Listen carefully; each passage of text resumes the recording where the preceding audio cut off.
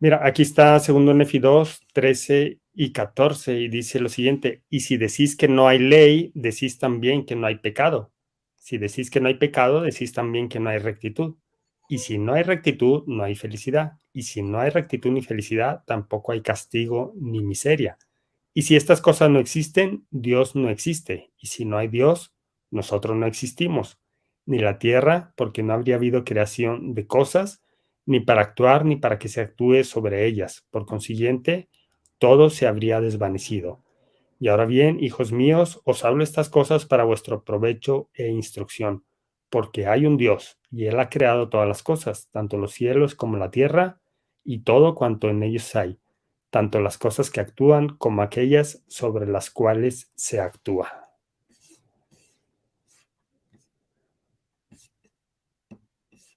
Tu micrófono, por favor. Perdón. Entonces vemos otra vez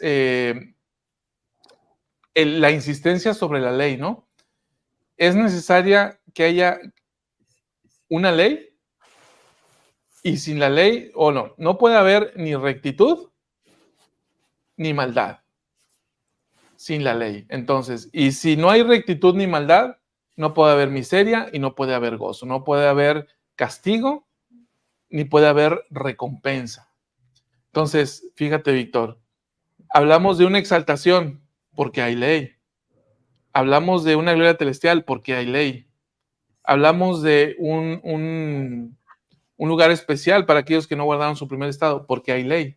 Entonces, todo se basa en las leyes. Entonces, la ley es la que rige todo. El mismo plan de salvación, ¿no? Está regido por esas leyes de las cuales hemos hablado, y sin estas no tiene sentido. Y Leí se va al extremo, ¿no? Me parece que es Leí el que está hablando a sus hijos.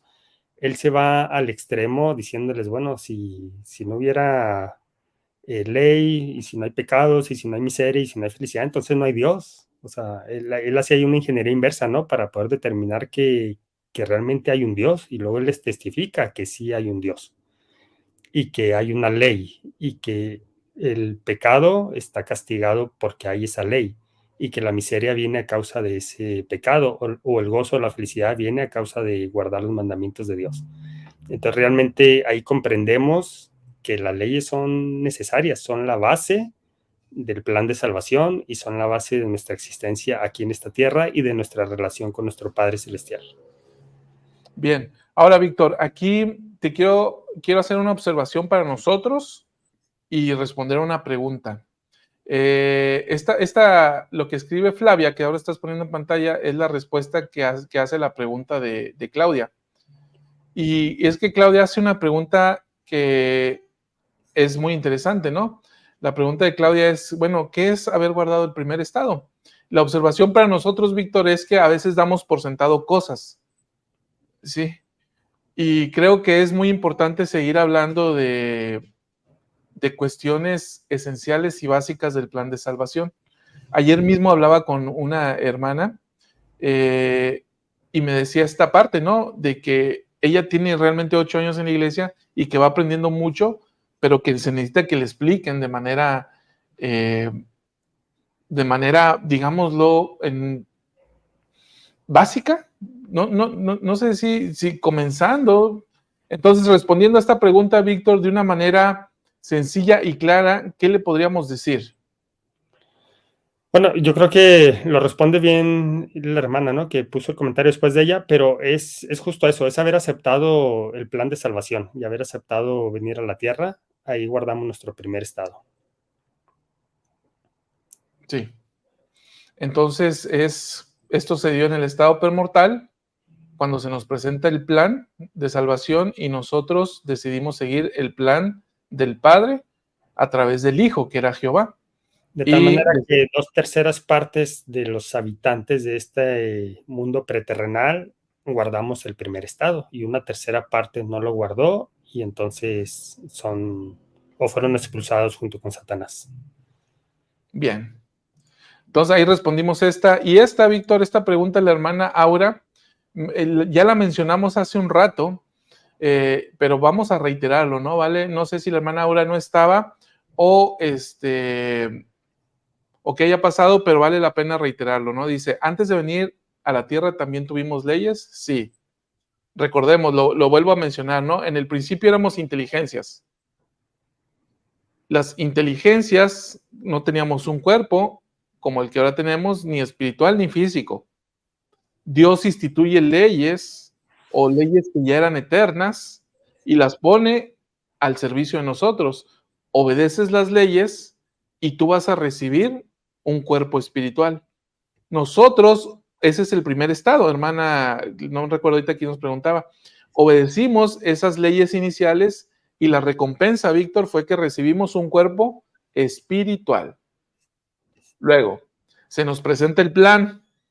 El plan en sí mismo son leyes y requería obediencia a lo que el Padre nos estaba presentando a través del Hijo. Otra vez, son leyes. Nosotros decidimos seguir al Hijo obedeciendo esas leyes. ¿Y qué se nos dio? Un cuerpo físico. Venimos a este estado de probación, este estado intermedio, a esta vida terrenal con un cuerpo físico. Entonces ya recibimos un cuerpo espiritual y un cuerpo temporal o un cuerpo físico. Todo esto requirió la obediencia a leyes. Ahora, nosotros estamos sujetos aquí a leyes. Las leyes que decidamos obedecer aquí determinará el reino de gloria al cual seremos asignados por el Hijo. Sea un reino celestial, un reino terrestre o un reino celestial. Todos son leyes. Entonces, por eso yo decía hace un rato, las leyes fueron, las leyes son y las leyes serán. Todo se rige, se ha regido, se rige y se continuará rigiendo de acuerdo con las leyes eternas de Dios. Sí, sí, lo has dicho muy bien, ¿no? Entonces vemos que las leyes no son un asunto de esta tierra, las leyes son eternas, como bien lo has dicho, y por lo tanto, la respuesta a esta pregunta es que sí, antes de venir a la tierra también tuvimos leyes. La gente que no ha venido a la tierra, que está detrás de nosotros, está regida bajo esas leyes, ¿no? Y son leyes eternas, como decíamos, significa que aplican para toda nuestra existencia. Si bien hay leyes que son específicas del segundo estado, en este caso los mandamientos que conocemos aquí en la tierra, sin embargo hay leyes que son, que aplican durante todo nuestro tiempo como existencia, ¿no? Que es infinito en realidad. La hermana Lourdes Robles lo dice muy bien, ¿no? Las leyes serán de eternidad en eternidad. Así es, bien dicho. Bien, entonces, Víctor, en este punto, creo que podemos avanzar al siguiente aspecto que tiene que ver con la justicia. Entonces, cuando hablamos de justicia, ¿qué piensan? O sea, ¿qué es la justicia? ¿Quién es la justicia? ¿De dónde viene la justicia? ¿Qué es? Entonces, ese tipo de preguntas, Víctor, las vamos a responder enseguida. Pero estás pensando algo, dime. Sí, justo eso, ¿no? Yo creo que ya habiendo determinado que hay leyes eternas y que estamos regidos bajo leyes y que nuestro mismo Dios está regido bajo esas leyes eternas, entonces ya podemos entender el término de justicia en ese contexto. Y justicia significa que esas leyes se tienen que cumplir. Básicamente es eso, ¿no? Hay una ley, si se viola esa ley, entonces se tiene que pagar. Básicamente, si lo comparamos a las leyes aquí en la Tierra, es lo mismo, ¿no? Las leyes terrenales, estoy hablando de las leyes de los países, de los gobiernos, de los estados, de los municipios, sucede lo mismo, ¿no? Hay una ley y si se transgrede esa ley, entonces hay una consecuencia. En algunos casos va a ser un pago económico, en otros casos tiene que ser prisión y así sucesivamente, ¿no? Dependiendo del tipo de ley que se haya violado. Entonces, cuando hablamos de la justicia en los términos del Evangelio, se refiere exactamente a que ahí está la ley y cualquier violación a esa ley, entonces tiene que compensarse o tiene que ser pagada. Ahora, ¿de qué manera? Pues eso es lo que vamos a ver hoy, ¿no? Cuando hablamos de que se violan los mandamientos de Dios o se viola la ley de Dios y que tiene que haber una justicia o que hay una justicia que reclama el cumplimiento de esas leyes o un pago por haber transgredido esas leyes. Entonces ahí es donde estamos hablando de esa justicia que reclama lo suyo. Tu micrófono. Así es. Entonces vamos para allá, Víctor. Vamos para allá. Una pregunta por aquí de Ana Ramos dice, entonces los que no aceptan el Evangelio y se bautizan, ¿no Pero creen? Ellos son... se refiere a que no se bautizan, ¿no? Ok, los que no aceptan el Evangelio y tampoco se bautizan. ¿Sí? ¿No creen? ¿Ellos son los que siguieron al enemigo? No, no. Los que siguieron al enemigo en el estado premortal no recibieron un cuerpo físico, Ana, como el que tú tienes ahora. Así que ellos no guardaron su primer estado, de manera que no reciben un cuerpo físico y por tanto estos no recibirán un reino de gloria. Y digamos que estos ya están fuera de la ley, ¿no? No, todos estamos bajo la ley, ¿o a qué te refieres? Bueno, ellos no tienen la posibilidad de guardar los mandamientos de esta Bueno. Sin embargo, deben de cumplir la ley que se ha decretado para ellos. Así es. Ajá. Y ahí entramos en otra esfera completamente diferente, porque lo que dice la escritura, ¿no? Si no eres capaz de guardar leyes de un reino celestial, pues un reino terrestre. Si no eres capaz de esto, reino celeste. Y si no eres capaz de guardar un reino celestial, aquí son estos. No son capaces de guardar un reino celestial, entonces hay un lugar designado para ellos y ese lugar también se rige bajo leyes. Pero ellos ni siquiera alcanzaron la posibilidad de tener un cuerpo físico como nosotros. Una preguntita más, Víctor, por aquí antes de continuar. Cuando Jesucristo se somete a la voluntad de Dios, ¿quiere decir que se somete a una ley de Dios? ¿Qué piensas? A mí me suena que sí, me suena que sí. ¿Cuál es la ley de Dios? En este caso es la ley de obediencia. Y como decíamos, ¿no? Dependiendo la situación y la circunstancia en la que estemos cada quien, se requiere algo diferente, basado en la misma ley de obediencia, pero se requiere en diferente medida. El ejemplo que tú ponías, ¿no? No es lo mismo que se exige a mí como un ser común y corriente miembro de la iglesia, a alguien que es un 70 o que es un apóstol o que es un presidente destaca. Ahora imagínate a Jesucristo, ¿no? Entonces había cierta exigencia de obediencia incluso para Jesucristo, es decir, también estaba sometido a la ley, a las leyes de Dios, ¿no? O a los mandamientos de Dios.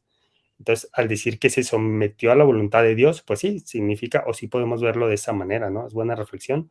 Podemos verlo de esa manera en el sentido de que se sometió a las leyes de Dios. Y él sí de una manera perfecta, a diferencia de nosotros. Fíjate que qué interesante. Tú lo primero que pensaste fue en esta ley y concuerdo contigo, estoy totalmente de acuerdo, pero lo primero que vino a mi mente a mí fue la ley de misericordia. O sea, Jesucristo trae el estandarte de la ley de la misericordia, pero realmente la misericordia ¿de quién es? La misericordia es de Dios. Dios es la justicia, pero también es la misericordia.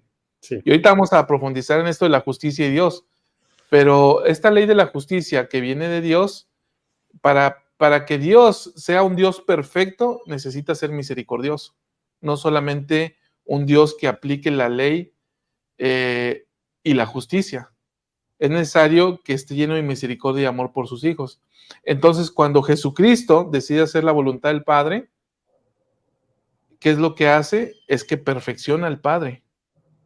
De manera que se somete, sí, a Él a través de la obediencia, pero también a través de la misericordia y del amor. Y de hecho hace posible, ¿no? Hace posible que se cumpla el plan del Padre. Sin esta figura que es Jesucristo, y discúlpenme la expresión, pero viéndolo en un contexto general, esta figura que representa a Jesucristo tiene mucha relevancia en el plan de Dios, justo por eso, ¿no? Porque si solamente se basara en la justicia y que la justicia demanda que nosotros paguemos por cada pecado, sin embargo, veremos más adelante que no es posible para nosotros pagar esos pecados. Entonces viene esta figura o este personaje que es Jesucristo, en donde Él paga por nuestros pecados y entonces ahí se puede, o ahí puede surtir efecto la misericordia en ese sentido, ¿no? Entonces es la pieza perfecta para poder completar el plan de Dios. De otra manera, todos estaríamos inhabilitados al primer pecado que cometamos, todos estaríamos inhabilitados para regresar a la presencia de Dios, si nada más nos basáramos en la justicia. Dice por aquí, Goyito dice, es mucho el conocimiento que imparten, pero solo sirve en parte a nuestra exaltación, no es el todo. Bernard dice, la doctrina aplicada es la que salva y exalta. Totalmente de acuerdo contigo, Goyito, y hemos hablado acerca de esto, y lo hemos explicado 30,000 veces. ¿Sí? El entendimiento, el conocimiento llega a la mente, el entendimiento llega al corazón, y cuando comenzamos a vivir los principios, nos convertimos en seres más inteligentes. Dios es, la gloria de Dios es la inteligencia. Dios es un ser más inteligente. ¿Por qué? Porque comprende, entiende y aplica el conocimiento. Entiende, comprende y aplica la ley. Entonces nosotros aquí, ¿qué estamos tratando de hacer? Entender y comprender la ley para que, saliendo de este cuarto virtual, apliquemos los principios para convertirnos en seres más inteligentes. Entonces, muchas gracias, hermano Goyito, por esta observación, pero esto tiene que ir a un lado, Víctor. No puede quedar en lo abstracto, sino que tenemos que salir de aquí tratando de aplicar este conocimiento, porque si no vivimos la ley, esto que estamos haciendo aquí es entender y comprender, pero la aplicación misma se verá reflejada en nuestra actitud y comportamiento. Y realmente lo que nos va a salvar, ¿no? Son nuestras obras, son nuestros procesos de arrepentimiento, nuestros múltiples procesos de arrepentimiento y lo que hagamos para demostrar el amor que tenemos al Padre y a nuestros semejantes. Sin embargo, si no conocemos la ley, si no obtenemos ese conocimiento, entonces tenemos menor capacidad para poder llevar a cabo esas obras de justicia que el Padre demanda de nosotros. Así es. Pues bueno, entonces, dicho esto, vamos al siguiente punto, Víctor, a hablar sobre esta doctrina. Y para esto vamos a algo, vamos, primaria, ¿no? Guía de estudio de las Escrituras. ¿Te parece? Sí. Vamos a buscar justicia en Guía de estudio de las Escrituras. Y ahí vamos a encontrar una definición de lo que es la justicia, y hay unas escrituras que nos van a ayudar a entender el punto para poder profundizar. Ahora sí me agarraste descuidado. Déjame regreso a la guía de estudio de las Escrituras. Sí. Por aquí dice la hermana Lady, cuando vimos en su programa acerca de la senda de los convenios, el hermano Alvarejo comentó que la ley que Dios nos ha dado para obedecerla, para prepararnos, son una parte de la ley que hace que nuestro Padre Celestial obedece o lo mantiene como un Dios. Claro, o sea, nosotros no tenemos toda la ley todavía y no entendemos toda la ley en esta situación, y seguiremos progresando por eternidades hasta llegar a recibir y comprender toda la ley. Dios es un Dios y es un ser más inteligente porque entiende y comprende, aplica toda la ley y la gobierna, pero nosotros todavía no llegamos a ese punto. Bien. Víctor. Justicia. Estamos en la guía de estudio de las Escrituras y en cuanto a la justicia... Pero vámonos un poquito abajo, Víctor, donde dice, la justicia es una ley eterna que requiere... Sí. Ahí, a partir de ahí. La justicia es una ley eterna que requiere un castigo cada vez que se quebrante una ley de Dios. Y ahí la referencia está en Alma 42, del 13 al 24. Ahorita las vamos a leer todas esas escrituras. Si no se arrepiente, el pecador tiene que pagar las exigencias de la justicia. Vamos a ver Mosía 2, 38, 39 y Doctrina y Convenios 19, 17. Si se arrepiente, aquí está la contraparte, ¿no? Si se arrepiente, el Salvador paga las exigencias de la justicia por medio de su expiación, invocando la misericordia. Y ahí la referencia es Alma 34, 16. Bien, ahora, entonces fíjate, Víctor, si la bajas un poquito para verla completa, para el otro lado, ahí. Entonces, fíjate lo que dice. Dice, la justicia es una ley que requiere un castigo cada vez que se quebrante una ley de Dios. Ok, entonces vamos a ver las leyes de Dios. ¿Cuáles leyes de Dios tenemos? Vamos a pensar la ley del diezmo, la palabra de sabiduría, los 10 mandamientos. donde viene no robarás, no matarás, no darás falso testimonio, la ley de castidad, todas las leyes, y pensemos en otra ley aparte. Y la ley que está aparte es la ley de la justicia. Y la ley de la justicia, que está por encima de todas estas otras leyes, dice, si tú violas la ley del día de reposo, la ley de la justicia exige que pagues por haber violado el día de reposo. Sí, por haberte ido a comprar un gansito o un pan hace un rato o las tortillas o el refresco, la coca, para comer ahorita hace un rato la que compraste. Sí, la ley de la justicia dice,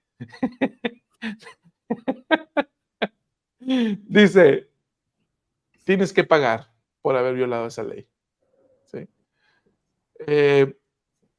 La mentira que te acabas de echar ayer para quedar bien con alguien, ¿sí? O para que no te descubrieran. Esa mentira, la ley de la justicia, porque la ley dice no mentirás. Entonces la ley de la justicia dice, como mentiste, págame. ¿Sí? Entonces, la ley de la justicia, Víctor, es una ley que está por encima de todas las demás, que dice, si tú violas cualquiera de las demás, yo voy a exigir que pagues. Ahora, ¿quién es la justicia? ¿De dónde viene la justicia? Es Dios. ¿Sí? La ley de la justicia es de Dios y es una ley eterna. Entonces, esa ley de la justicia rige todas las demás leyes. Entonces, si vuelves a poner, déjame, aquí lo vuelvo a ver.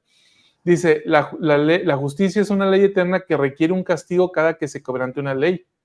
Dice, si no se arrepiente, el pecador tiene que pagar las exigencias de la justicia, pero si se arrepiente, el Salvador paga las exigencias de la justicia por medio de su expiación. Yo lo he dicho hasta el cansancio aquí. Entonces, si yo no me arrepiento, yo le voy a pagar a la justicia. La justicia no es, bueno, te doy chance. No, pagas o pagas. Me arrepiento. Viene Jesucristo y dice, está bien, yo pago por ti, porque cumples las condiciones del arrepentimiento. Y Jesucristo ya pagó por todos y ya sufrió, y ya fue inmolado por los pecados de todos. Entonces, la justicia, Víctor, tenemos que saber que es inmutable, es irreversible. ¿Sí? La justicia no tiene misericordia. La justicia es la justicia. La ley es la ley. En este punto, Víctor, ¿qué comentarios tienes? Está bien interesante y estaba pensando justo en ese pago, ¿no? Porque por un lado dice, si te arrepientes, entonces Jesucristo paga. No sé si aquí lo dice en pasado, perdón, dice, sí, lo dice en presente. El Salvador paga las exigencias de la justicia por medio de su expiación. Fíjate la parte que dice enseguida, invocando la misericordia. Pero lo que más me llama la atención es, si no se arrepiente, el pecador tiene que pagar las exigencias de la justicia. Y me parece que vamos a entrar por ahí en algún momento a ese tema, Salvador. La cuestión es, ¿cuándo se paga? Es decir, yo no me arrepiento de mis pecados, por lo tanto, la expiación no surte un efecto en mí, no estoy cubierto por esa expiación. Entonces, ¿cuándo hay que pagarlo? ¿Y cómo se paga? El cuándo y el cómo. Me parece que son cosas que tenemos que desmenuzar. Sí, yo creo que a través de la lectura de las Escrituras, y Víctor, esta parte sobre el cuándo, yo no sé si el tiempo nos va a dar para el día de concluirlo el día de hoy, pero sí sí hay que dilucidarlo, ¿no? El cuándo. Sea que lo alcancemos hoy o el próximo domingo, no lo sé, pero sí hay que establecer cuándo se va a pagar.